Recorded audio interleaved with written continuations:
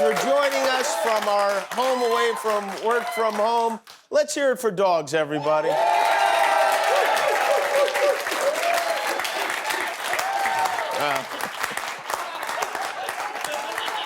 Some weird stuff goes on here before the show. I have some interesting health news to report. There's a great way to get the vaccine. Anybody can get it now, and all you have to do is move to Alaska.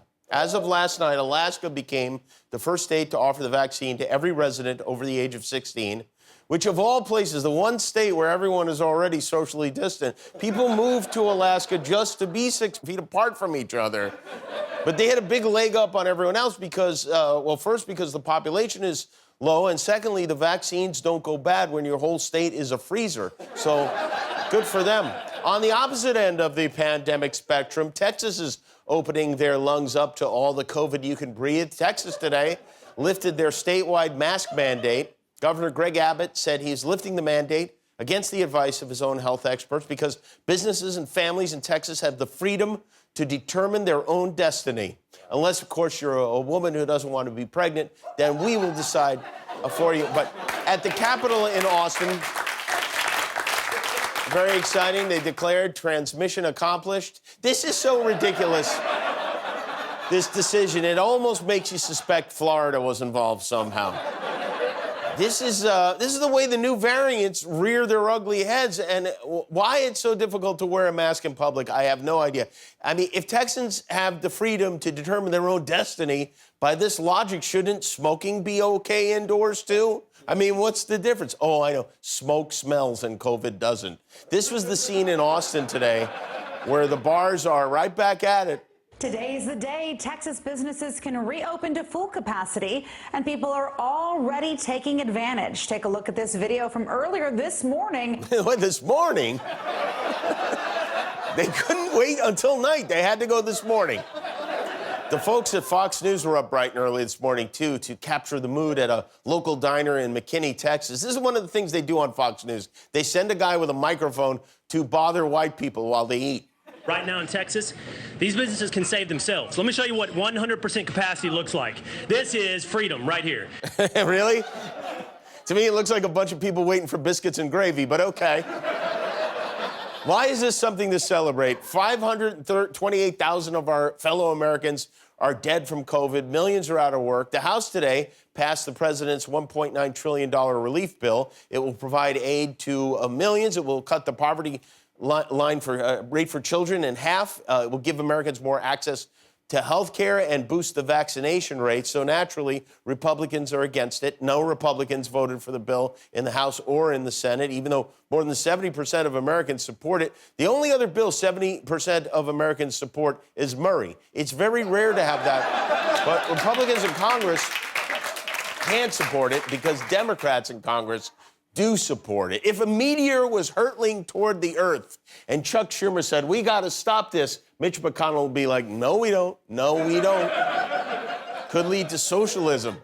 Now that the COVID relief package is coming, the next fight will be over voting rights. H.R. 1 passed in the House last week. This is a bill that would expand voting rights and reform redistricting laws. Republicans in the Senate do not like that because it limits their ability to prevent poor people from voting, and no one is more upset about it than Utah Senator Mike Lee. Everything about this bill is rotten to the core. This is a bill as if written in hell by the devil himself. The devil is not in hell writing bills. The devil is in Mar-a-Lago eating fried chicken.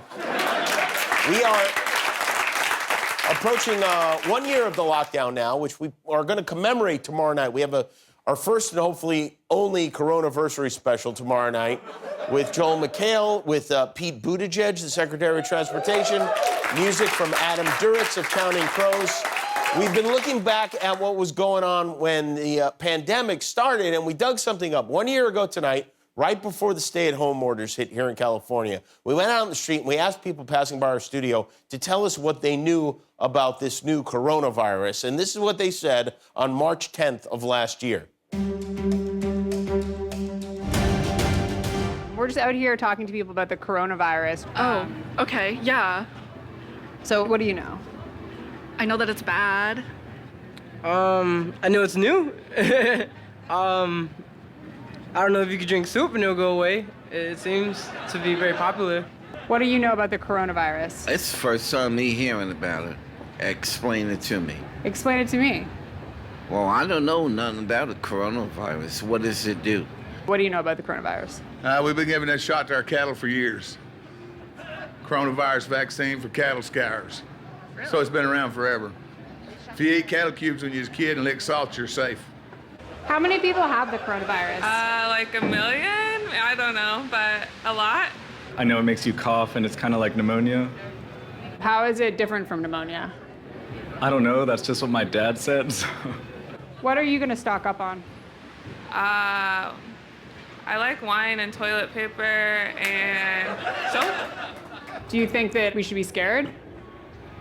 If you're nasty, you should be. If you're not washing your hands, taking care of yourself, being clean, not covering your mouth when you cough and sneeze, if you just let all that oxygen just flow out in the air, then you should be scared. Because I got a roommate, he never covers his cough. I always had to call him out, boy, cover your mouth. Like, I always have to get on him.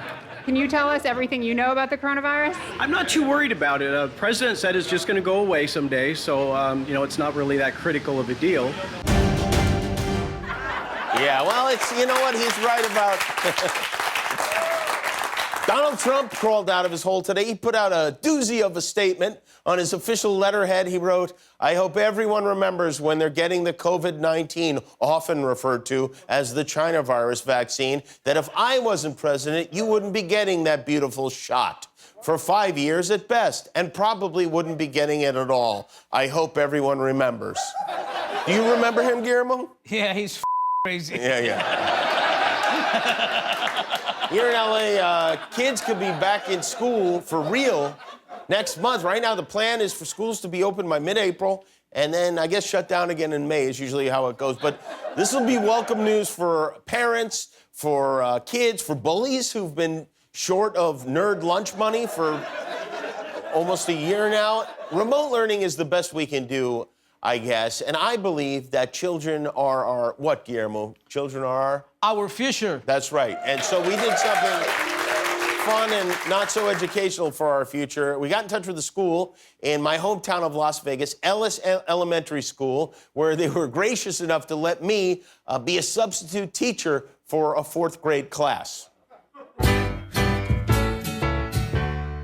All right, boys and girls, can you mute yourselves? Make sure you mute yourselves. I have a very important announcement to make. I have an emergency, and I have to go, but I have a very great substitute that's going to take over our class, and I will see you on Monday. Bye. Bye, Ms. Ojeda. Hello, children. Hi. I'm Mr. Cotter. How are you? Good. I know it's Respect Week, right? Is this Respect Week? Let's start Respect Week by going around the class, say something nice about me, okay? We'll start with Chase. Chase, go ahead. You have a beautiful afro. Thank you, Chase. Kyle? Nice tie. Oh, thanks. Mason, what do you like about me? I like your name. Thank you, Mason. I like your name. I also love that generic football photograph you have hanging in your room. Keno. You look very handsome. Thank you. Keno, you live in Las Vegas and your parents named you Keno? It's Keanu. Oh, okay. All right. Tell that to the people at the casino. Makeda? I like it, the clock in the background. Oh. Yeah, that's a prop. Ava, go ahead. Close it out with something really great about me. You're very funny. Oh, thank you, Ava. I appreciate that. But we're not here to laugh today. We're here to learn. And we're here to learn about math. Now, some math problems are just numbers, but I like to put a story along with the math problems. A man named Ted has 20 peanuts and eats half of them. How many peanuts does Ted have? OT. 10. Now, you'd think that normally 10 would be the correct answer, but unfortunately, Ted choked on one of the peanuts, and he's dead. So really, he has no peanuts at all. That's why we have to be very careful with peanuts. That went dark. Should we do some more math? Yes, okay. If I order a soy latte and the barista charges me $4 and I give the barista a $1 tip, but then the barista tells me they're out of soy and gives me back $4, should I get back that $1 tip? Nick. Yes. That's right, Nick. I should get back that $1 tip, and yet I didn't. Very annoying. Do you guys feel like you're learning? No? Oh. Okay. Hey, do you want to meet my pet? I'm a parrot. I'm a parrot. We call him Mr. Crackers. I want to have a cigarette. Can I have a cigarette? Do you kids have a cigarette? I want a cigarette. We're kids. You don't need it. Kids don't like cigarettes, Mr. Crackers. Does anyone have a question for Mr. Crackers? Yes, Kylie. Do you think Mr. Cotter is a good owner? Oh. Mr. Carter stole me from my real owner. I miss my family. I adopted I miss him. my family. That's not true at all. I did not steal him from his real owner. Does anyone else have a question? Yes, Chase. Is Mr. Cotter mean to you? What kind of questions are these? Mr. Carter feeds me gas station sushi. It gives me diarrhea. Who wants to hear a song? Anyone want to hear a song? When you're sitting on Zoom and you gotta make a boom, diarrhea. Diarrhea. When you're scared of corona and your butt smells like bologna, diarrhea. Diarrhea. I taught him that song. When you're sitting in class and stuff comes out of your... Oh, Mr. Crackers, let's not use... I told you we can't use language like that. So immature. He's very immature. My parents were killed by poachers. All right, I'm going to ask you to tell me one thing that bothers you about one of your parents. Kyle, go ahead. We'll begin with you. One annoying thing about my parents is that they always say they love me. I know. Luckily, my parents never, ever said that, so I was never, ever annoyed. Nick. When my parents won't let me watch football. What are they, communists? Maya, yes, go ahead. They never let me have candy. What kind of candy do you love? Hard candy. Hard candy? Like an old lady? You want some lozenges? Do you know the word lozenge? No. Let me spell it for you. L-O-Z-E-N-G-E.